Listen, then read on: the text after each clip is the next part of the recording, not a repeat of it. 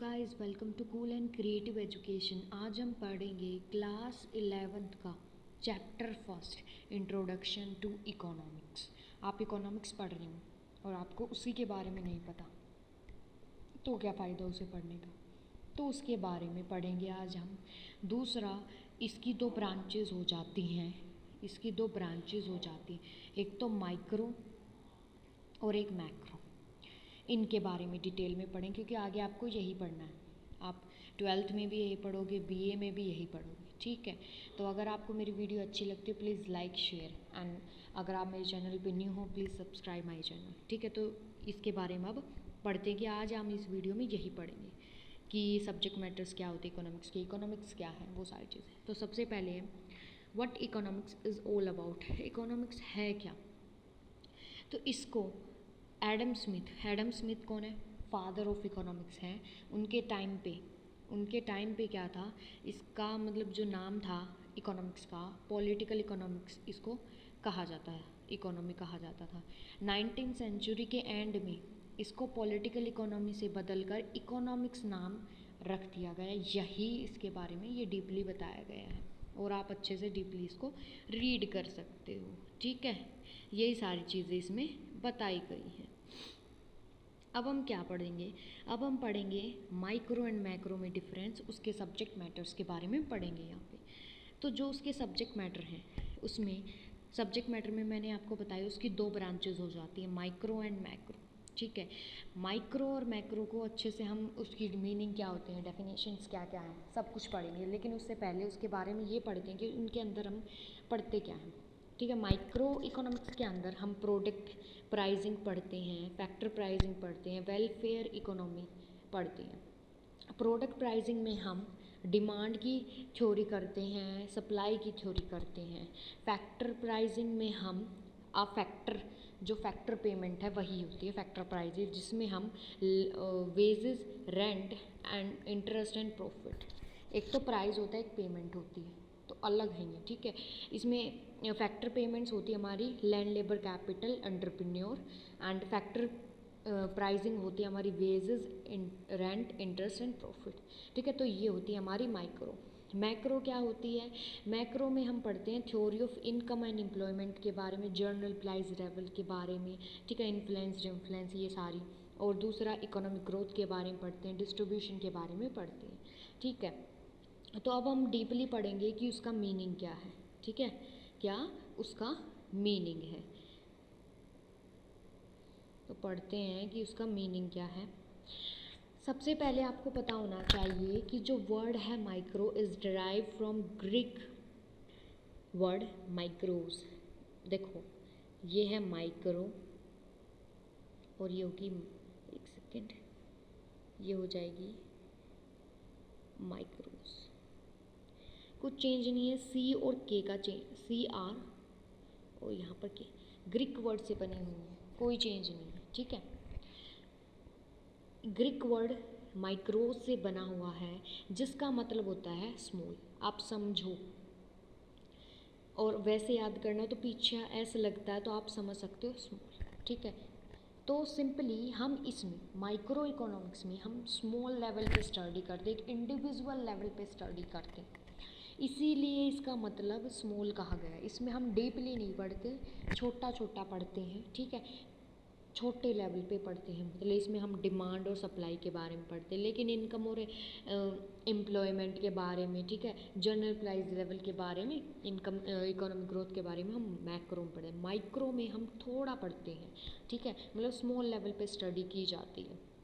ये क्लियर हुआ कि हम जो माइक्रो में स्मॉल लेवल पर स्टडी करते हैं।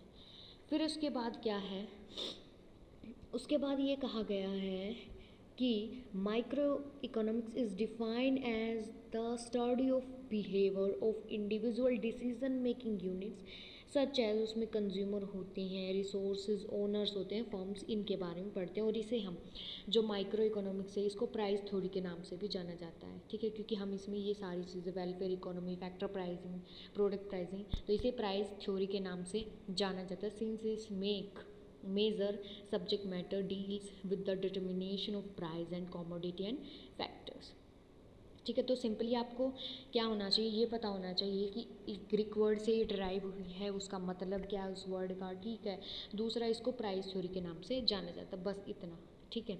इसमें हम थ्योरी भी पढ़ते हैं, प्रैक्टिकल बहुत ज़्यादा होते हैं इसमें, ठीक है। सारी चीज़ें अच्छे से पढ़ते हैं, ठीक है।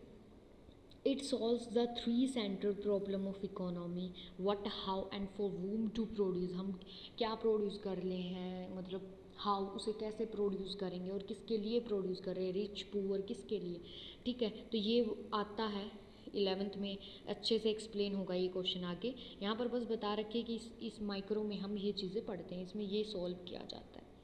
सब्जेक्ट मैटर तो मैंने भी वैसे आपको अभी बता दिए थे कि प्रोडक्ट प्राइसिंग होती है जिसमें हम डिमांड एंड सप्लाई की थ्योरी पढ़ते हैं।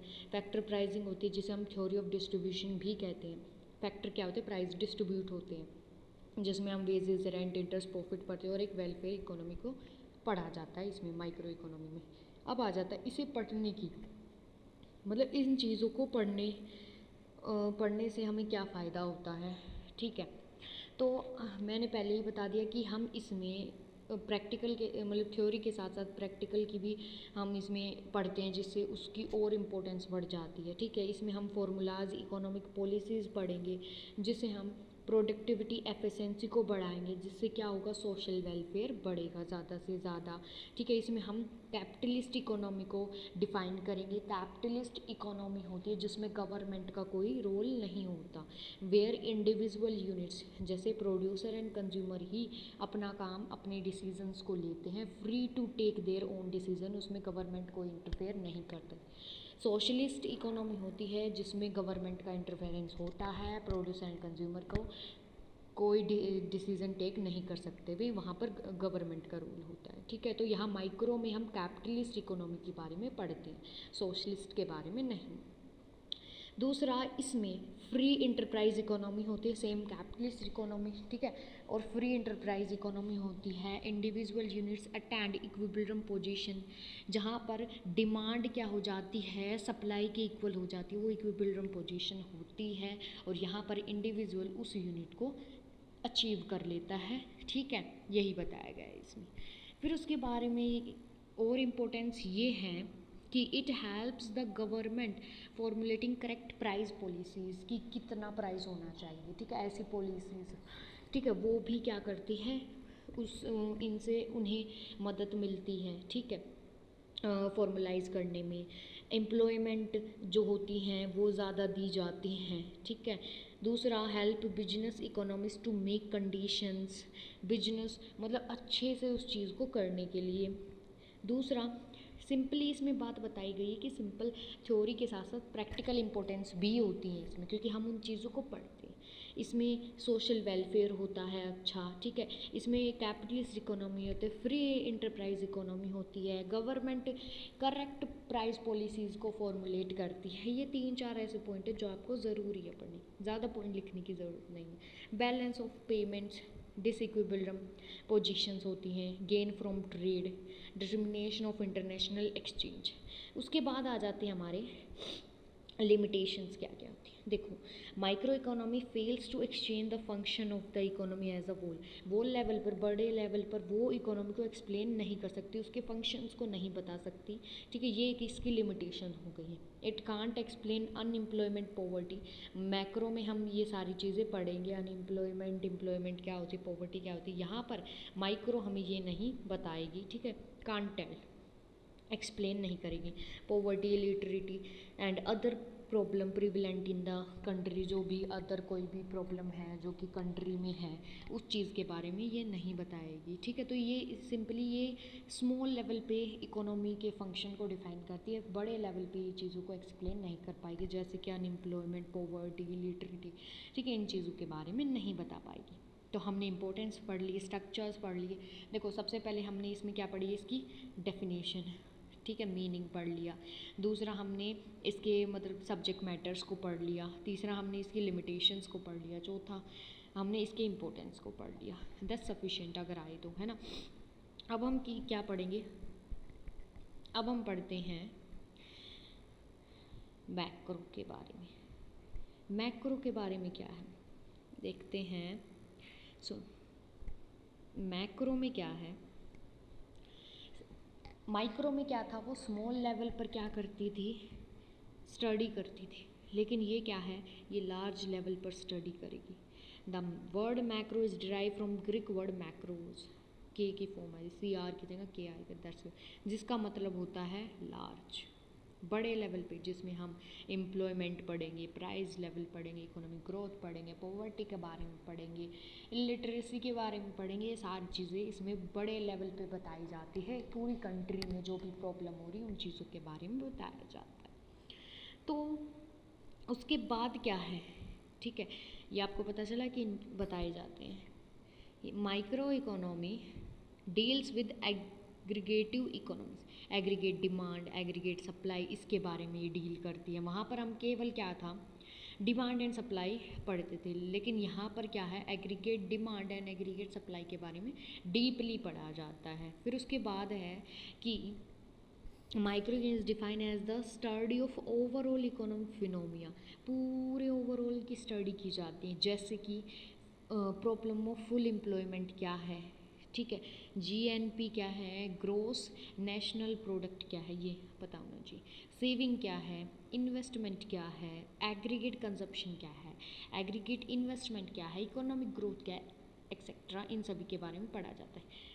आपको पता है माइक्रो को हम प्राइस थ्योरी कहते हैं, it is also known as price theory, but macro को हम क्या कहते हैं, theory of income and employment भी कहा जाता है इसको। इसके सब्जेक्ट मैटर हम यहाँ पर डिटरमाइन करेंगे, वैसे पढ़ा दिए थे वह, यहाँ पर हम क्या पढ़ेंगे इसके सब्जेक्ट मैटर्स में, कि theory of macro economy is use to solve many problems of the economy, ये बहुत सारी प्रॉब्लम्स को सॉल्व करती है। मॉनिटरी प्रॉब्लम्स हो गई, ठीक है, जैसे कि इन्फ्लेक्शन डिफ्लेक्शन, प्राइस लेवल की बात हो, ठीक है, दूसरा जर्नल एम्प्लॉयमेंट की बात हो, ठीक है, डिसइक्विलिब्रियम की बात हो, बैलेंस पेमेंट पोजीशंस की बात हो, जैसे theory of income and employment की, जर्नल प्राइस लेवल की, economic growth and theory of distribution के बारे में पढ़ा जाएगा। अब हम पढ़ते हैं इसके सब्जेक्ट मैटर्स के बारे में। इसके सब्जेक्ट मैटर हमने पढ़ लिया अच्छे से, अब हम पढ़ते हैं इसकी इम्पोर्टेंस क्या है, क्योंकि ये पूछी जाती कि इसकी इम्पोर्टेंस क्या है। फिर आगे हम इनका डिफरेंस देखेंगे, कैसे ये एक दूसरे पर इंटरडिपेंडेंट है। तो सबसे पहले हम पढ़ते हैं इसकी इम्पोर्टेंस। सबसे बड़ी इसकी इम्पोर्टेंस ये है कि ये पूरे बड़े लेवल पे क्या होती है, थ्योरी के साथ साथ मतलब प्रैक्टिकली भी क्या है, एक्सप्लेन करती है। तो ये ऐसी ब्रांच है मतलब जिसमें हम थ्योरी के साथ प्रैक्टिकली भी क्लियर आउट करते हैं हर चीज़ों को, ठीक है। तो ये क्या करती है, इकोनॉमिक सिस्टम में मतलब कंपटीशन ग्रो करती है। ये क्या पावरफुल टूल होती है जो एक्सप्लेन करता है economic system, complex economic system में वर्किंग करने का basic and logical framework for formulating appropriate macro economic policies, inflation, poverty, unemployment, इन सभी को कैसे हम रेगुलेट कर सकते हैं, ठीक है, अपने गोल्स से ना चुक के, ठीक है। तो ये बड़े लेवल पे हर चीज़ों को एक्सप्लेन करती है और उनकी जो भी प्रॉब्लम है उनको सॉल्व करती है, मतलब उनके लिए सॉल्यूशंस भी देती है कि प्राइस अगर बढ़ता है कम कैसे होगा, मीडियम कैसे होगा, ठीक है। ऐसे लिमिटेशन क्या है कि ये एक इंडिविजुअल लेवल पर स्टडी नहीं कर सकती, क्या एक इंडिविजुअल लेवल पर स्टडी नहीं कर सकती, ये एग्रीगेट लेवल पर स्टडी करेगी, ठीक है। ये इसकी एक लिमिटेशन होगी। उसके बाद मेन इम्पोर्टेंट है इसका डिफरेंस। ये बहुत इम्पोर्टेंट है क्योंकि डिफरेंस पूछा जाता है और इम्पोर्टेंट भी है। तो interdependence of micro and macro क्या है, तो हम करते हैं अब डिफरेंस। सबसे पहले हम पढ़ते हैं डेफिनेशन। मैंने वैसे आपको सिंपली बताई थी कि ये वर्ड ड्राइव हुआ है ग्रीक वर्ड से, ये सारी चीज़ें आप वो वाली डेफिनेशन तो लिखोगे ही कि ये वर्ड वहाँ से ड्राइव हुआ, उसका मतलब ये है। एक ये भी लिखोगे कि micro economy is that part of economic theory which study the behaviour of individual unit. यहाँ पर हम माइक्रो में इंडिविजुअल यूनिट को स्टडी करते हैं, लेकिन मैक्रो में हम पूरे होल वर्ल्ड की स्टडी करते हैं, एग्रीगेट बिहेवियर की स्टडी करते हैं। ये रहा एग्रीगेट, ठीक है। तो macro economy is that part of economy theory which study the behaviour of aggregate of the country as a whole के लेवल पे हम स्टडी करते हैं। दूसरा होता है टूल्स ऑफ एनालाइज। क्या क्या टूल है जिनके द्वारा हम स्टडी करते हैं, इसमें हम डिमांड एंड सप्लाई के द्वारा यहाँ पर एक्सप्लेनेशन की जाती है। यहाँ पर aggregate demand and supply, aggregate supply, के द्वारा की जाती है। मेन ऑब्जेक्टिव क्या है? मेन ऑब्जेक्टिव होता है कि क्या हम मतलब कि इसमें ये मेन ऑब्जेक्टिव ये होता है कि हम कैसे डिटरमाइन करेंगे प्राइस को और फैक्टर ऑफ प्रोडक्शन को, ठीक है। लेकिन इसमें होता है इनकम एंड एम्प्लॉयमेंट लेवल को कैसे हम डिटरमाइन करेंगे। तो सिंपली आपको पता चला माइक्रो में होता है कि हम प्राइस को कैसे डिटरमाइन करेंगे, मैक्रो में ये पता चलता है कि हम इनकम एंड एम्प्लॉयमेंट को कैसे डिटरमाइन करेंगे। ये पॉइंट अच्छे से आप सिंपल पॉइंट बना लो, बुक्स तो आपके पास होंगी, पॉइंट बनाओ जिससे अच्छे से समझ आए कि इसमें माइक्रो में होता है हम प्राइस को कैसे डिटरमाइन करें, ठीक है। दूसरे में होता है कि हम इनकम एंड एम्प्लॉयमेंट को कैसे डिटरमाइन करें, ठीक है, ये सारी चीज़ें। अब आ जाएगा other name. Other name important है, वन वर्ड में आपसे पूछा जा सकता है। अदर नेम माइक्रो का होता है प्राइस थ्योरी एंड मैक्रो का होता है income and employment theory. Same वो हो गया आपका पॉइंट ही। फिर आता बेसिक अजम्पशंस, आप क्या लिखोगे? It assumes all the macro variables to be constant. यहाँ पर मैक्रो के वेरिएबल कॉन्स्टेंट होते हैं, केवल यहाँ पर माइक्रो के जो वेरिएबल वो होते हैं कि नेशनल इनकम, ठीक है, कंजप्शन, सेविंग, ये सारी चीज़ें यहाँ पर कांस्टेंट होती हैं और सभी चीज़ें यहाँ पर वेरिएबल होती हैं, चलती रहती हैं। दूसरा, इसमें हम माइक्रो वेरिएबल्स को क्या समझते हैं? कांस्टेंट समझते हैं। जैसे कि हाउस होल्ड, इंडिविजुअल प्रोडक्ट्स के बारे में हम मतलब कि कांस्टेंट है वो यहाँ पर काम नहीं करते। जैसे एग्जांपल के तौर पर अगर हम दें तो इंडिविजुअल डिमांड, ठीक है, फर्म्स आउटपुट, लेकिन यहाँ पर नेशनल इनकम होते हैं और नेशनल आउटपुट्स होते हैं, पूरे बड़े लेवल पे होते हैं, कंट्री लेवल पे होते हैं, ठीक है। तो इसमें हमने बहुत अच्छे से ये पता चल गया। तो आज की वीडियो में हम केवल यही पढ़ा है, माइक्रो एंड मैक्रो इकोनॉमिक्स क्या होती है। हमने केवल देखो इकोनॉमिक्स के बारे में पढ़ा कि इकोनॉमिक्स क्या है, एडम स्मिथ ने इसको दिया था। दूसरा कि सब्जेक्ट मैटर पढ़े थे हम माइक्रो एंड मैक्रो के पढ़े, ठीक है, उसकी लिमिटेशंस पढ़ी हैं, इम्पोर्टेंस पढ़े और उन दोनों में डिफरेंस पढ़ा। तो मे बी आपको क्लियर हो चुके होंगे, अगर नहीं हुए तो एक बार फिर से आप क्लियर करो, ठीक है। एक बार दोबारा वीडियो देख लो कि क्लियर हो जाए वो सारी चीज़ें, ठीक है। तो वीडियो अच्छी लगी हो तो प्लीज़ लाइक करना ज़रूर, और अगर आप मेरे चैनल पे new, please like share subscribe my channel. Thank you and have a nice.